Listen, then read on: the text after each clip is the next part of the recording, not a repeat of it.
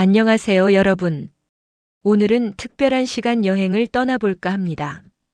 1970년대, 80년대, 90년대. 그 시절을 살아오신 분들이라면 누구나 공감하실 이야기들.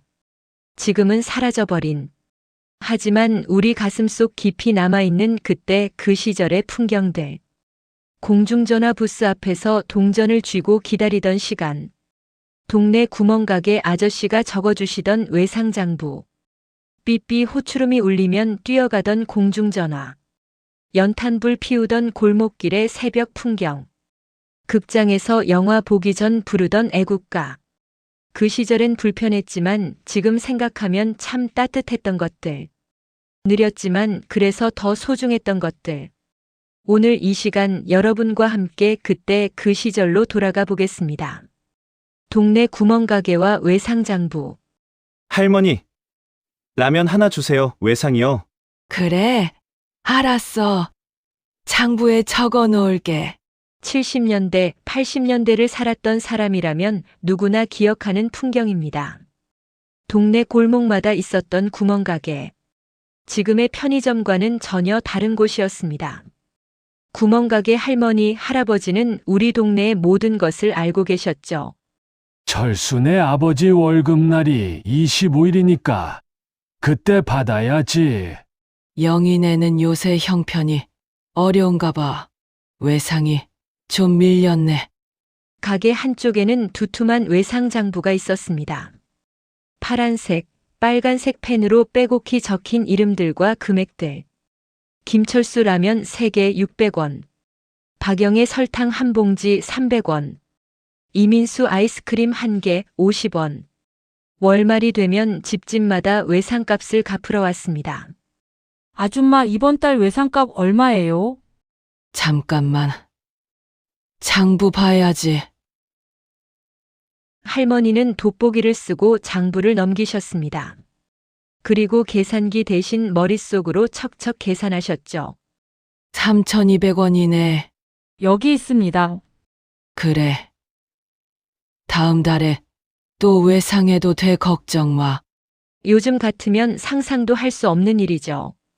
하지만 그 시절엔 당연한 일이었습니다. 서로를 믿고 의지하며 살았던 시대. 구멍가게는 단순히 물건을 사는 곳이 아니었습니다. 동네 사람들이 모여 이야기를 나누는 사랑방이었고 아이들에게는 꿈의 공간이었습니다. 할아버지, 뽑기 하나요.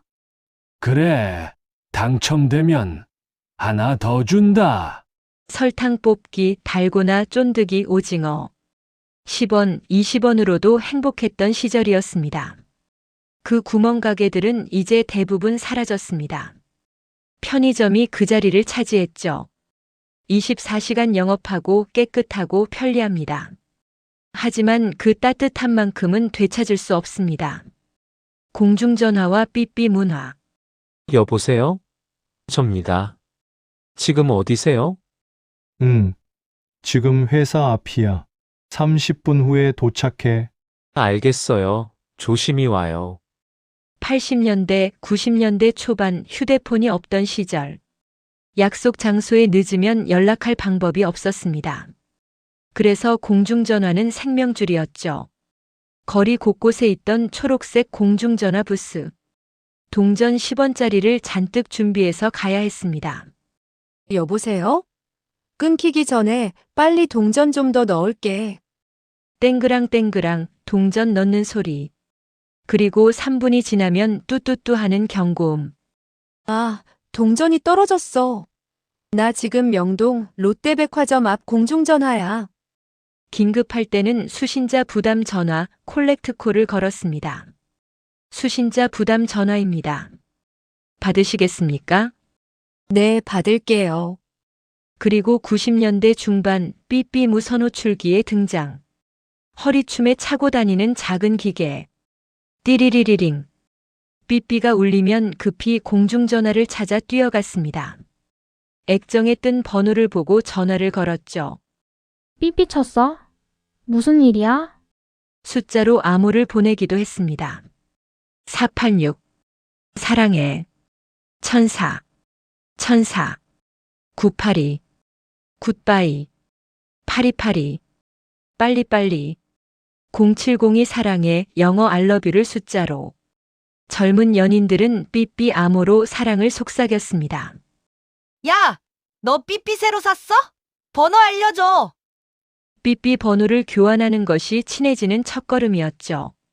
지금의 카카오톡 아이디 교환처럼요. 삐삐 대리점에서는 예쁜 삐삐 케이스도 팔았습니다. 형광색, 투명 케이스, 캐릭터 케이스. 삐삐를 꾸미는 것도 하나의 문화였습니다. 2000년대 들어 휴대폰이 보급되면서 공중전화와 삐삐는 역사 속으로 사라졌습니다. 지금 젊은 세대들은 삐삐가 뭔지도 모릅니다. 하지만 우리 세대에게는 그것이 최첨단 문명이었죠. 불편했지만 그 불편함이 만들어낸 설렘과 기다림. 그것도 사랑이었습니다. 직장의 회식 문화. 자, 오늘 우리 팀 고생 많았어. 건배. 건배! 80년대, 90년대 직장 문화에서 회식은 빠질 수 없는 것이었습니다. 지금처럼 선택이 아니라 거의 의무였죠. 김 대리, 오늘 회식이니까 저녁 약속 취소해. 네, 부장님. 회식은 보통 1차, 2차, 3차까지 이어졌습니다. 1차 고깃집이나 중국집, 2차 호프집이나 단란주점, 3차 노래방, 새벽 2, 3시까지 이어지는 것도 흔한 일이었습니다. 술자리에서는 위계 질서가 확실했습니다. 야, 신입! 잠 비었잖아. 얼른 따라! 네, 선배님. 신입사원은 선배들의 술잔을 계속 채워야 했습니다. 자신이 마실 틈도 없이요. 그리고 폭탄주. 소주와 맥주를 섞은 폭탄주는 회식의 단골 메뉴였습니다. 자, 오늘 실적 1등 박 과장. 폭탄주 원샷. 에이, 부장님, 저 내일 아침 일찍인데. 뭐? 회식 자리에서 그런 소리 해? 어서 마셔.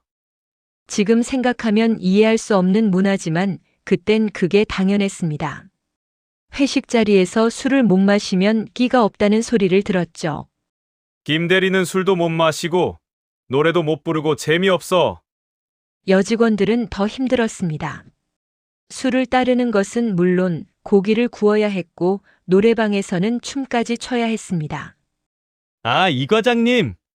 여직원들이 있는데 그런 농담은. 뭐야? 회식 자리에서 분위기 깨지 마? 성희롱도 농담으로 포장되던 시절이었습니다. 월요일 아침이면 직장인들은 숙취에 시달리며 출근했습니다. 어제 회식 기억나? 아, 모르겠어. 내가 뭐 실수한 거 없어? 크크, 너 어제 부장님한테. 회식 다음 날의 회식 토크도 하나의 문화였죠. 다행히 지금은 많이 달라졌습니다. 회식 참석은 자유이고 1차만 하고 해산하는 경우도 많습니다. 술을 강요하면 법적으로 문제가 되기도 하죠. 하지만 그 시절을 겪은 우리 세대에게는 회식이 힘들면서도 추억으로 남아 있습니다. 술잔을 기울이며 속마음을 나누고 팀워크를 다졌던 시간들. 좋았다고 말할 순 없지만 그것도 우리의 청춘이었습니다. 편지와 문통문서 친구. 친애하는 친구에게 70년대, 80년대, 90년대 초반까지 편지는 마음을 전하는 가장 중요한 수단이었습니다. 특히 젊은이들 사이에서 유행했던 문통문서 친구 문화. 잡지 뒷면에는 늘 문통란이 있었습니다. 서울 거주 20세 여대생. 취미는 독서와 음악 감상. 진지한 문통 원합니다. 서울시 종로구 동숭동 123-45. 이 작은 광고를 보고 전국에서 편지가 날아왔습니다. 처음 뵙겠습니다. 저는 부산에 사는 22세 대학생입니다. 편지를 쓰는 것은 정성이 필요한 일이었습니다. 먼저 편지지와 봉투를 골랐습니다. 예쁜 꽃무늬 편지지, 파란색 편지지, 캐릭터 편지지. 문구점에서 한참을 고민했죠. 그리고 만년필이나 볼펜으로 정성껏 글씨를 썼습니다. 틀리면 수정액으로 지우거나 처음부터 다시 써야 했습니다. 한 장의 편지를 쓰는데 1시간, 2시간이 걸리기도 했습니다. 편지 끝에는 꼭 이런 문구가 있었죠. PS. 답장 꼭 부탁드립니다. 회신 기다리겠습니다. 편지를 쓰고 나면 우표를 붙여 우체통에 넣었습니다. 빨간 우체통에 편지를 넣는 순간의 설렘. 이 편지가 잘 도착할까? 상대방이 답장을 보내줄까? 그리고 며칠 후 우편함을 확인하는 것이 하루의 가장 큰 기대였습니다. 오늘은 편지 왔을까? 우편함을 열었을 때 편지가 들어있으면 가슴이 두근거렸습니다. 편지를 뜯어보는 순간의 설렘은 지금의 카카오톡 알림과는 비교할 수 없습니다. 어머, 이 사람 글씨 참 예쁘다. 편지를 받으면 몇 번이고 다시 읽었습니다. 그리고 소중히 보관했죠. 서랍 깊숙한 곳에 또는 일기장 사이에 문통을 하다가 실제로 만나는 경우도 있었습니다. 시청역 오후 2시에 만나요. 저는 빨간 옷을 입고 가겠습니다. 처음 만나는 날의 긴장감. 상상했던 모습과 다를까봐, 실망시킬까봐. 문통에서 시작해 연애로 그리고 결혼까지 이어진 커플들도 많았습니다. 지금은 편지를 쓰는 사람이 거의 없습니다. 카카오톡, 이메일, SNS로 실시간 소통이 가능하니까요. 빠르고 편리합니다. 하지만 그 느린 기다림의 설렘, 손편지의 온기는 사라졌습니다. 서랍 깊숙한 곳에 보관해둔 옛날 편지들. 가끔 꺼내 읽으면 그때 그 시절이 생생히 떠오릅니다. 동네 목욕탕. 어서 오세요. 70년대, 80년대 대부분의 집에는 욕실이 없었습니다. 그래서 동네 목욕탕은 생활의 필수였죠. 일주일에 한 번 온 가족이 함께 목욕탕에 갔습니다. 엄마, 오늘 목욕탕 가는 날이지? 그래, 빨리 준비해라. 수건이랑 비누 챙겨. 목욕탕 입구에서는 신발을 벗고 번호표를 받았습니다. 73번. 탈의실에 들어가면 낡은 나무 사물함이 줄지어 있었습니다. 옷을 벗고 목욕 바구니를 들고 안으로 들어갑니다. 넓은 욕조에 뜨거운 물이 가득 그리고 사람들로 북적였습니다. 목욕탕은 단순히 씻는 곳이 아니었습니다. 동네 사람들이 만나는 사교의 장이었죠. 어머, 김 여사, 오랜만이네. 그러게요. 요새 어떻게 지내세요? 아낙네들은 때를 밀면서 동네 소식을 나눴습니다. 철수 엄마가 아들 장가 보냈다던데. 맞아요. 며느리가 참 예쁘다더라고요.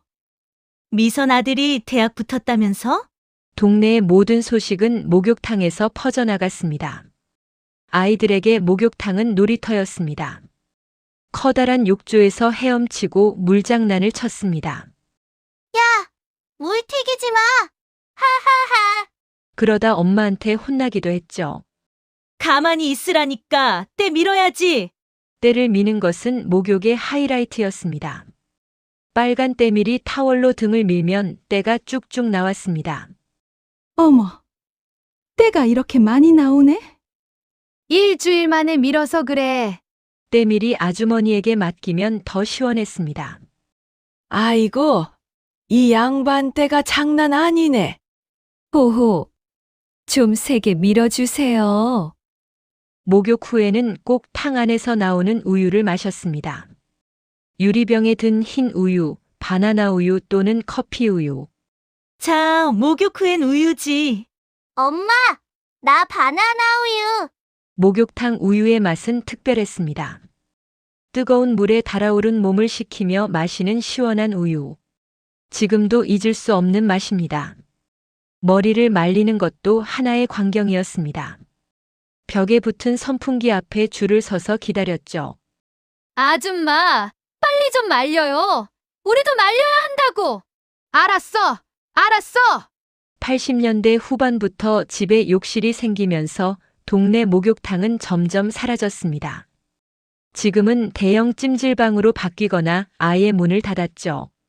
하지만 그 시절 목욕탕의 인정은 잊을 수 없습니다. 함께 때를 밀어주고 아이를 봐주고 이야기를 나누던 그 따뜻함. 극장 데이트와 애국가. 2층 18번, 19번입니다. 즐거운 관람 되세요. 70년대, 80년대, 90년대의 극장은 지금과 많이 달랐습니다. 먼저 영화가 시작되기 전에 애국가가 흘러나왔습니다. 동해물과 백두산이. 스크린에는 태극기가 펄럭이고 모든 관객이 일어나 국기에 대한 경례를 했습니다. 지금 젊은 세대들은 믿기 어렵겠지만 정말입니다. 애국가가 끝나고 나서야 영화가 시작되었죠. 그리고 중간에 휴식 시간이 있었습니다. 영화 상영 도중에 화면이 멈추고 잠시 후 계속됩니다라는 자막이 떴습니다. 10분간의 휴식 시간. 사람들은 화장실에 가거나 매점에서 간식을 사왔습니다. 오빠, 나 팝콘 먹고 싶어. 그래, 사줄게. 극장 매점의 팝콘과 콜라는 데이트의 필수품이었습니다. 좌석도 지금과 달랐습니다. 지정석이 아니라 자유석인 경우가 많았죠. 그래서 일찍 가서 좋은 자리를 잡아야 했습니다. 오빠, 빨리 가자. 좋은 자리 없어져. 커플들은 보통 맨 뒷자리를 선호했습니다. 왜냐고요? 어두운 극장, 뒷자리는 남들 눈에 잘 안 띄니까요. 손을 잡거나 어깨에 기대기 좋았죠. 오빠, 무서워. 괜찮아. 내가 있잖아. 공포 영화나 멜로 영화는 데이트 코스로 최고였습니다. 극장에서 담배를 피우는 사람도 있었습니다. 지금은 상상도 못할 일이지만 80년대까지는 극장 내 흡연이 가능했습니다. 어둠 속에서 담배 연기가 스크린을 가렸죠. 에휴, 담배 연기 때문에 영화가 안 보여. 쉿. 조용히 해. 극장에서는 간식을 직접 가져오기도 했습니다. 김밥, 떡볶이, 순대. 비닐봉지에서 음식 꺼내 먹는 소리가 여기저기서 들렸습니다. 어머, 김밥 좀 줘봐. 여기 단무지도 있어. 지금 생각하면 시끄럽고 불편했지만 그때는 그게 당연했습니다. 인기 영화가 개봉하면 매표소 앞에 긴 줄이 늘어섰습니다. 표 구하기 힘들던데. 혹시 안표상한테? 안 돼. 비싸잖아. 안표상들은 인기 영화 표를 비싼 값에 팔았습니다. 불법이지만 암암리에 이루어졌죠. 영화가 끝나고 나올 때는 엔딩 크레딧이 다 올라갈 때까지 앉아있는 사람이 거의 없었습니다. 다들 자리에서 일어나 나갔죠. 자, 빨리 나가자. 사람 많아. 지금은 멀티플렉스 시대. 한 건물에 10개 이상의 상영관, 편안한 좌석, 최첨단 음향. 하지만 그 시절 극장의 설렘과 낭만은 사라졌습니다. 애국가를 부르며 시작되던 영화, 휴식 시간에 매점으로 뛰어가던 기억, 뒷자리에서 두근거리던 데이트. 그것이 우리의 청춘이었습니다. 다방과 커피 문화. 다방 청춘, 다방 은하수. 70년대, 80년대 거리마다 다방이 있었습니다. 지금의 카페와는 완전히 다른 곳이었죠. 다방은 어둑어둑한 조명에 빨간 소파, 나무 테이블. 벽에는 풍경화가 걸려 있고 구석에는 주크박스가 있었습니다. 어서 오세요. 다방 마담이 웃으며 맞아주었습니다. 커피 2잔이요. 설탕, 프림 넣어드릴까요? 네, 둘 다 넣어주세요. 다방 커피는 진한 인스턴트 커피에 설탕과 프림을 듬뿍 넣은 것이었습니다. 지금의 아메리카노와는 차원이 다른 맛이었죠. 하지만 그 달콤하고 진한 커피가 그 시절의 맛이었습니다. 커피와 함께 나오는 것은 작은 접시에 담긴 다식이나 사탕 그리고 냅킨. 담배 피우세요? 아니요, 괜찮습니다. 재떨이는 필수품이었습니다. 다방에서 담배 피우는 것은 너무나 자연스러운 일이었으니까요. 다방은 여러 용도로 사용되었습니다. 직장인들은 거래처와 미팅을 했습니다. 김 사장님, 이번 거는 이렇게 하시면 어떨까요? 한번 생각해보죠. 대학생들은 시험 공부를 했습니다. 야, 여기 조용하니까 공부하기 좋다. 그러게, 집에서는 집중이 안 돼. 연인들은 데이트를 했습니다. 오빠, 여기 분위기 좋다. 그치? 내가 알아둔 곳이야. 그리고 다방에는 다방 레지라는 여직원이 있었습니다. 예쁘게 차려입은 젊은 여성들이 커피를 날라주고 손님 응대를 했죠. 커피 나왔습니다. 고맙습니다. 다방 레지는 그 시절 여성들의 인기 직업 중 하나였습니다. 하지만 동시에 편견의 대상이기도 했죠. 다방 레지는 좀 안타까운 시대의 편견이었습니다. 다방 한쪽에는 공중전화가 있었습니다. 잠깐 전화 좀 할게. 전화를 하려면 다방에 가야 했던 시절도 있었습니다. 80년대 중반부터는 음악다방이 유행했습니다. 큰 스피커에서 최신 음악이 흘러나왔고 젊은이들이 모여들었죠. 이 노래 좋다. DJ한테 신청곡 넣자. 신청곡을 받아주는 DJ가 있었고 음악에 맞춰 몸을 흔들기도 했습니다. 90년대 들어 카페라는 이름의 가게들이 생기면서 다방은 점점 사라졌습니다. 특히 스타벅스 같은 프랜차이즈 카페가 들어오면서 다방은 완전히 역사 속으로 사라졌죠. 지금은 다방이라는 단어 자체를 아는 젊은이가 거의 없습니다. 하지만 우리 세대에게 다방은 특별한 곳이었습니다. 달콤한 커피 한 잔으로 몇 시간을 보낼 수 있었고 중요한 결정을 내리고 사랑을 속삭이고 우정을 나누던 곳. 그 다방의 추억은 지금도 진하게 남아 있습니다. 챕터 8버스 안내양. 성북동 가시는 분. 70년대, 80년대 초반 버스에는 안내양이 있었습니다. 버스 뒷문에 서서 요금을 받고 정류장을 안내하는 젊은 여성들. 제복을 입고 가방을 메고 호루라기를 차고 있었죠. 버스가 정류장에 서면 안내양이 외쳤습니다. 시청입니다. 내리실 분. 그리고 사람들이 내리고 타는 것을 확인한 후 호루라기를 불었습니다. 삑! 그 신호를 받으면 기사님이 출발했습니다. 안내양은 버스 안을 돌아다니며 요금을 받았습니다. 요금 안 내신 분 계세요? 여기요. 동전이나 지폐를 받아 가방에 넣었습니다. 거스름돈도 직접 계산해서 돌려주었죠. 500원 거슬러 드립니다. 정신없이 바쁜 일이었습니다. 사람이 많은 출퇴근 시간에는 버스가 10,000원이었고 안내양은 차 안을 비집고 다니며 요금을 받아야 했습니다. 저기요. 요금 받아가세요. 네, 지금 갑니다. 여름에는 덥고 겨울에는 추웠습니다. 에어컨이나 히터가 제대로 없던 시절이었으니까요. 그리고 버스가 급정거하면 안내양도 휘청거렸습니다. 으악! 괜찮으세요? 네, 괜찮습니다. 승객들은 안내양에게 친절했습니다. 아가씨, 고생이 많네요. 괜찮습니다. 제 일이니까요. 어떤 승객들은 안내양에게 간식을 주기도 했습니다. 이거 먹어요. 추운데 힘들겠어요. 고맙습니다. 안내양은 그 시절 여성들의 인기 직업 중 하나였습니다. 하지만 쉬운 일은 아니었죠. 하루 종일 서서 일해야 했고 무례한 승객들을 상대해야 했습니다. 야! 거스름돈 잘못 줬잖아! 죄송합니다. 다시 확인해 드릴게요. 80년대 중반부터 자동 요금 시스템이 도입되면서 안내양은 사라지기 시작했습니다. 버스 앞문으로 타면서 기계에 동전을 넣거나 회수권을 끊는 방식으로 바뀌었죠. 그리고 90년대에 들어서는 완전히 사라졌습니다. 지금은 교통카드를 찍으면 되니까 안내양이 필요 없게 되었습니다. 하지만 그 시절을 기억하는 사람들에게 버스 안내양은 특별한 존재였습니다. 호루라기 소리, 내리실 분 하는 목소리. 버스 안에 작은 별처럼 빛나던 그들. 지금은 사라진 직업이지만 우리 기억 속에 영원히 남아 있습니다. 챕터 9 골목길 놀이문화. 무궁화 꽃이 피었습니다.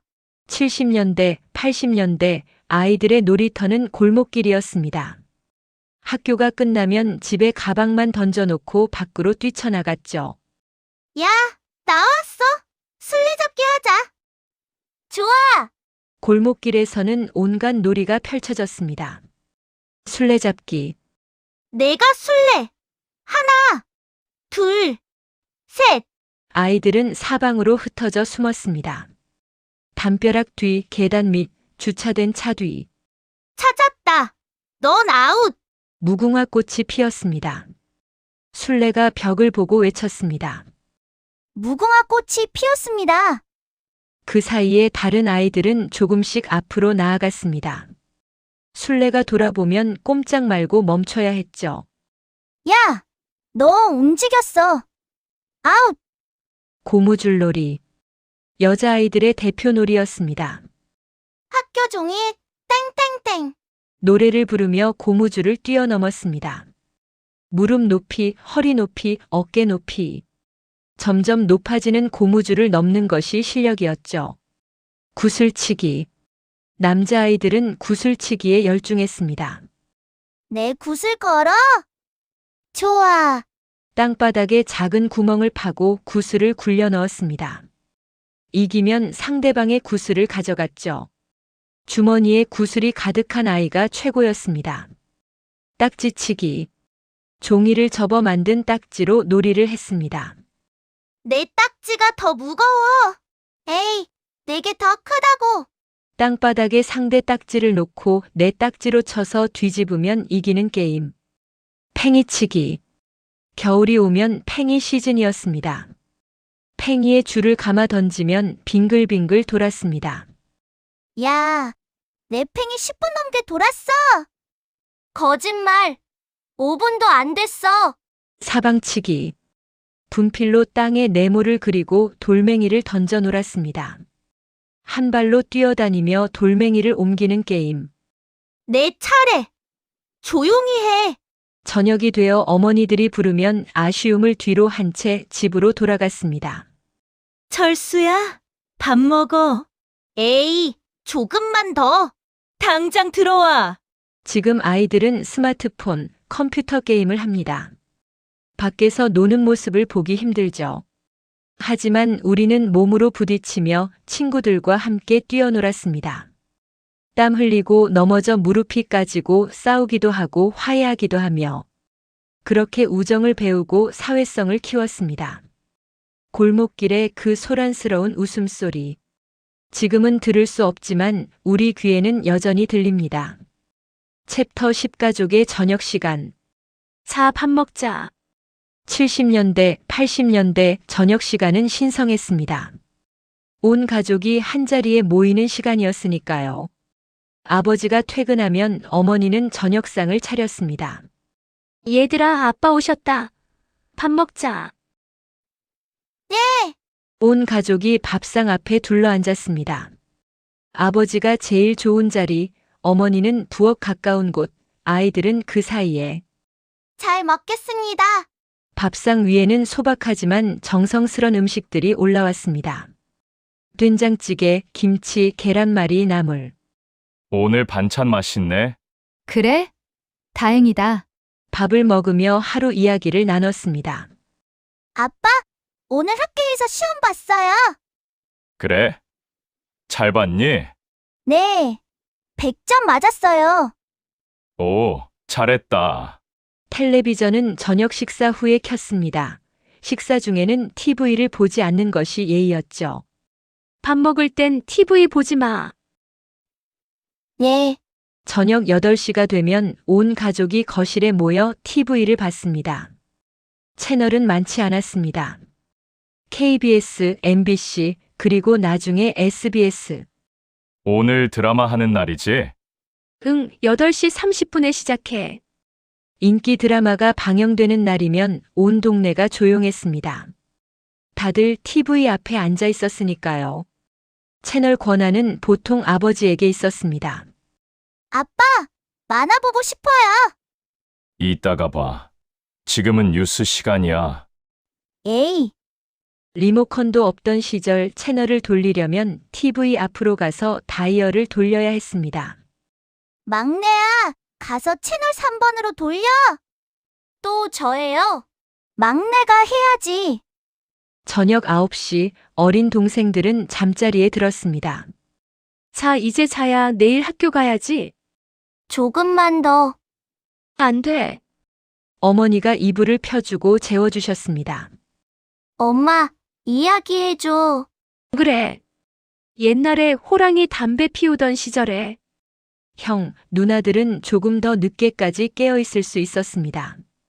공부를 하거나 가족과 함께 TV를 봤죠. 오빠, 시험 공부 안 해? 나중에 할 거야. 엄마한테 일러줄 거야. 밤 11시가 되면 TV 방송이 끝났습니다.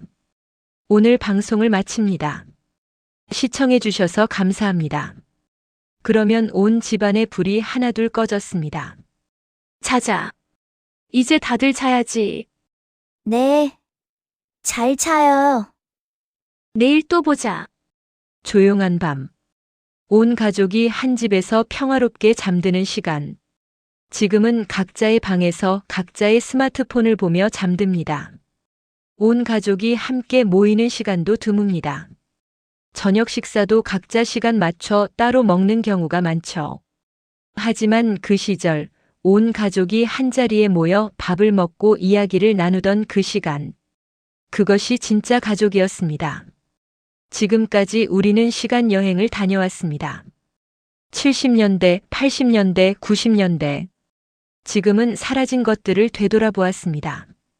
동네 구멍가게의 외상장부, 공중전화와 삐삐, 직장의 회식 문화, 편지와 문통, 동네 목욕탕, 극장의 애국가, 다방의 달콤한 커피, 버스 안내양, 골목길 놀이, 그리고 가족의 저녁 시간. 이 모든 것들이 이제는 사라졌습니다. 하지만 사라졌다고 해서 가치가 없어진 것은 아닙니다. 오히려 그 시절의 불편함 속에서 우리는 많은 것을 배웠습니다. 기다림의 미학을, 사람 사이의 신뢰를, 느림의 가치를, 함께하는 것의 소중함을. 지금은 모든 것이 빠르고 편리합니다. 클릭 한 번으로 물건을 사고 메시지 하나로 소통하고 혼자서도 모든 것을 해결할 수 있습니다. 하지만 무언가 허전합니다. 그때 그 시절의 따뜻함, 사람 냄새 나는 그 정, 불편했지만 풍요로웠던 그 시간들이 그립습니다. 여러분은 어떠신가요? 어떤 것이 가장 그리우신가요? 댓글로 여러분의 추억을 들려주세요. 나는 무엇이 가장 그립다. 그 한마디면 충분합니다.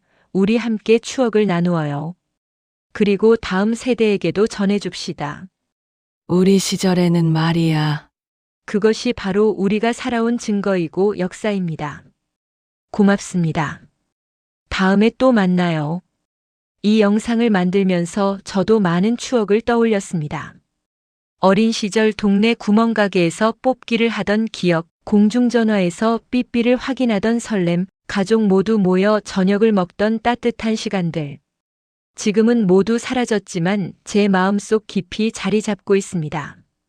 이 영상을 보시는 여러분도 마찬가지일 것입니다. 각자의 추억, 각자의 이야기가 있으실 거예요. 그 추억들은 결코 쓸모없는 것이 아닙니다. 우리가 어떻게 살아왔는지, 어떤 시대를 견뎌왔는지를 보여주는 소중한 기록입니다. 이 영상이 여러분의 추억을 되살리고 또 다른 세대와 소통하는 작은 다리가 되길 바랍니다. 옛날에는 이랬단다. 요즘은 이렇게 달라졌네. 이런 이야기들을 나누며 세대 간의 이해가 깊어지길 희망합니다. 다음 영상에서는 또 어떤 추억을 다룰까요? 여러분의 의견을 기다립니다. 구독과 좋아요, 알림 설정 부탁드립니다. 감사합니다.